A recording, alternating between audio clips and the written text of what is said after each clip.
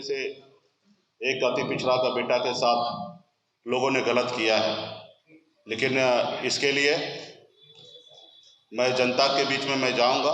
जो मेरे साथ अन्याय हुआ है उसको मैं जनता के बीच में जाके अपनी बात को रखूंगा और उनको मैं कहूंगा कि आने वाले समय में जो अन्याय हुआ है उसको आपको न्याय करना है।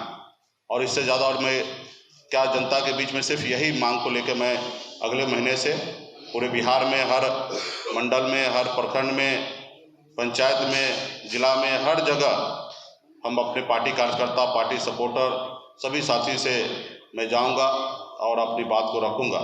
आज मैं खास करके जब तक मैं एनडीए का पार्ट था तब तक उनके लिए मैं बड़ा नेता था, लेकिन आज उनके साथ नहीं हूँ। उन्होंने मेरे साथ जो गलत किया और उल्टा हमारे ऊपर आरोप लगा रहे हैं। कल तक साथ था तो हम रामचंद्र जी को नैया पार लगाने वाला केवट महाराज थे, लेकिन आज उनके साथ नहीं है तो आज वो रावण बना दिए। तो मैं खास करके भारतीय जनता पार्टी के प्रदेश अध्यक्ष से मैं कहना चाहूँगा कि आप इस देश के और राज्य के बड़े पार्टी हैं और आप जो भी बात बोले वो सोच समझ के बोले, क्योंकि जनता उस बात को सुनते हैं। कोई आप छोटे मोटे पार्टी से नहीं है, बड़े पार्टी से हैं। तो 150 पीत पत्र मैंने अपने रीजन में देश और दुनिया का पहला मंत्री मैं होऊंगा कि 3 महीने के अंदर में 150 पीत पत्र मैंने विभाग को लिखा कि मछुआरा समुदाय के हित के लिए, जैसे तालाब को अतिक्रमण हो चुका है, गैर मछुआरा उसको निकाला जाए, तमाम ऐसे जो जहाँ पे सरकार के तरफ से गलतियाँ था उसको ठीक करने के लिए मैंने विभाग को लिखा है।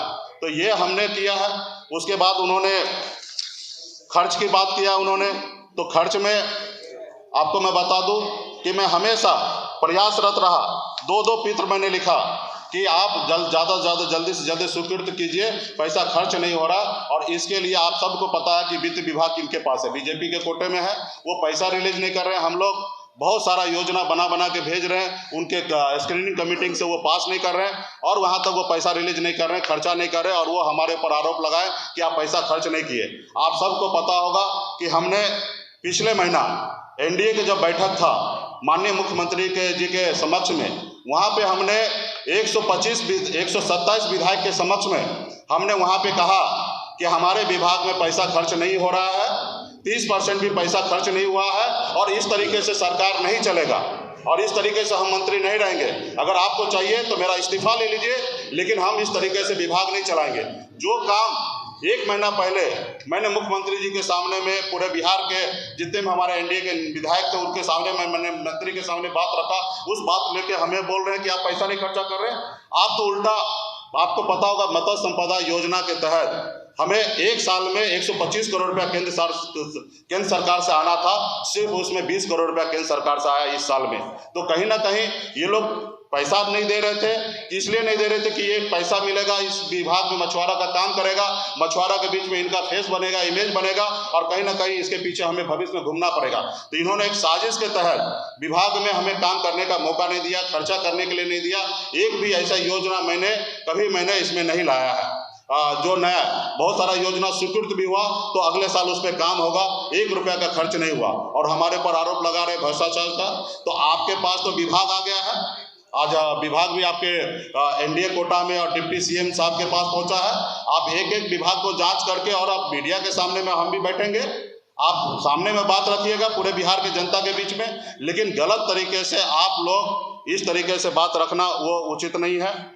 आप लोगों के बीच में हुआ और पर्दे के पीछे वो उनका कहना कि विलय वाली बात है, तो जिनसे बात हुआ उनको बोल दीजिए कि आगे आके बोले कि हमारे विलय का बात हुआ और किसके समक्ष में बात हुआ।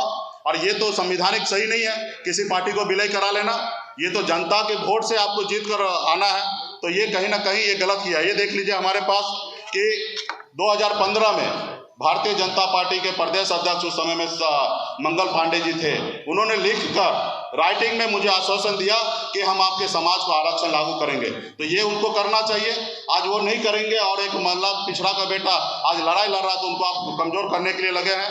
अभी आपने देखा होगा कि हमने एक नारा दिया था, जिसके जितनी हिस्सेदारी उतनी उसकी भागीदारी मिलना चाहिए। उनको सबसे ज़्यादा तकलीफ इस बात का हुआ कि एक अति पिछड़ा का बेटा पूरे बिहार में अति पिछड़ा को आरक्षण का कोटा बढ़ाने का काम कर रहे हैं। तो ये सबसे बड़ा जो है ये यही रहा कि उनको लगा कि ये निषाद की बात कल तक कर रहा था, ये अति पिछड़ा की बात करने लगा है और इनकी मांग जो है वो जेन्युइन है। किस तरीके से मैंने बीपीएससी का रिजल्ट दिया कि पुराना अति पिछड़ा समाज जो था उसको 18% की जगह 8% आरक्षण का लाभ मिल रहा है और 10% जो है नए लोगों को आरक्षण का लाभ मिल रहा है। और इसके लिए कहीं ना कहीं जो सरकार है उन्होंने गलत किया, अपने वोट बैंक के लिए नए लोगों को जोड़ा लेकिन कोटा नहीं बढ़ाया। तो हमारा मुख्य लड़ाई अभी होगा कि अति पिछड़ा समाज को कोटा बढ़ाना और इसमें भी पार्टीशन कराने का हमारा मुख्य लड़ाई होगा। तो ये कहीं ना कहीं उनको तकलीफ में आया। और आपने देखा होगा कि हमें मंत्रिमंडल से बर्खास्त किया। हमने कहा कि ये मंत्रिमंडल से हम बर्खास्त कैसे क्यों करें, ये सरकार हमने बनाया, इसमें 4 विधायक और 1 विधान परिषद का सदस्य है, जिसमें एक का हमारा डेथ हो गया, 3 को आपने ले लिया और 3 को लेने के बाद एक विधान परिषद तो ऑलरेडी हमारे इस एनडीए गठबंधन में है। और ये आप देखते होंगे कि सरकार ने पहली बार हिंदुस्तान में 75 साल के बाद पहली बार एक मल्लाह का निषाद का बेटा ने समर्थन देके बिहार में सरकार बनाया। आप बताइए, सरकार हमारा, ये घर हमारा और हमारे घर से ही हमको लोगों ने बेदखल किया है। तो खैर इस बात का मुझे कोई गम नहीं है। आज उनके पास ताकत है, पावर है, वो आज मुझे बेदखल कर दिए हैं और कल मेरे पास भी हमारे लोग को भी ताकत होगा और हम लड़ाई लड़कर अपनी जगह को हासिल करेंगे। मुझे पूरा विश्वास है पूरे बिहार में कि हम ऐसा करेंगे। तो बात की बात है, जो लोग गलत बयानबाजी कर रहे हैं उनको तो लंबा कर देंगे, आगे क्या होगा वो बात की बात है। जो लोग गलत बयानबाजी कर रहे हैं उसको लंबा करेंगे। नहीं, मैं अपने हक अधिकार के लिए लड़ाई लड़ूंगा। आज उनके पास पावर है, सब चीज़ है, वो जो कर सकता वो कर सकता। मैं सर कटा सकता हूँ लेकिन सर नहीं झुकाऊंगा। मेरा जो एजेंडा है, मेरा जो लड़ाई है, अति पिछड़ा को आरक्षण बढ़ाना, निषाद को आरक्षण दिलाना, मैं उसके लिए संघर्ष करते रहूंगा, लेकिन मैं कभी किसी के सामने झुकूंगा नहीं। आप आरोपों को खारिज कर रहे हैं संजय जायसवाल, लेकिन जिस मल्लाह समाज की आप बात कर रहे हैं उस मल्लाह समाज के भी लोग आरोप लगा रहे हैं मंत्री इस बात को कह रहे हैं कि आपने मनमानी की है, तो वो क्या फर्जी है? एक भी पूरे बिहार में कभी भी मेरे वजह से, मेरे निर्णय की वजह से पूरे बिहार में एक भी निषाद को, मछुआरा भाई को अगर कहीं पे दिक्कत होगा तो कभी भी आधी रात को हमारे पास आएंगे और फिर मुझे बताएंगे। ऐसे आरोप लगाने के लिए तो बहुत सारे एजेंट और दलाल को बीजेपी ने लेके आएंगे और खड़ा करेंगे। एक भी आप लोग मीडिया से जुड़े हैं, एक भी सबूत के साथ कहीं अगर कोई दे, आप उसको लिखिए और बताइए हमको, हमसे सवाल आगे कीजिएगा कि आपके निर्णय के कारण ये समाज को आपका नुकसान हुआ। आप बताइए कि मैं इस समाज के हक अधिकार के लिए मैं हर तरह का कुर्बानी देने के लिए बैठा हूँ। अब मेरे रहते हुए मेरे समाज को कोई उंगली उठा दे, कोई उसके साथ नुकसान हो जाए, ये कभी होने दूंगा? उन्हीं के सहयोग से, उन्हीं के दम पर मैं यहाँ पे पहुँचा हूँ। तो ये मुझे भी पता है। लोग आरोप लगाने के लिए तो सीता माता के ऊपर भी आरोप लगा दिए, उन्हें भी अग्नि परीक्षा देना पड़ा। एक धोबी ने उनके ऊपर भी आरोप लगाया, तो मेरे ऊपर भी आरोप लगेंगे, लेकिन मैं हमेशा अग्नि परीक्षा को मैं देते हुए मैं आगे बढ़ने का काम करूंगा। बीजेपी ने फर्जी लोगों को लाया था सर, को निश्चित तौर पे फर्जी लोगों को लाया और अपने पार्टी के लोगों को लाया। आपको जानकारी नहीं है, ऐसी बात को आपको रखना नहीं चाहिए, या उस बात को अच्छे तरीके से जानकारी ले लेना चाहिए, तब वो बात को रखना चाहिए।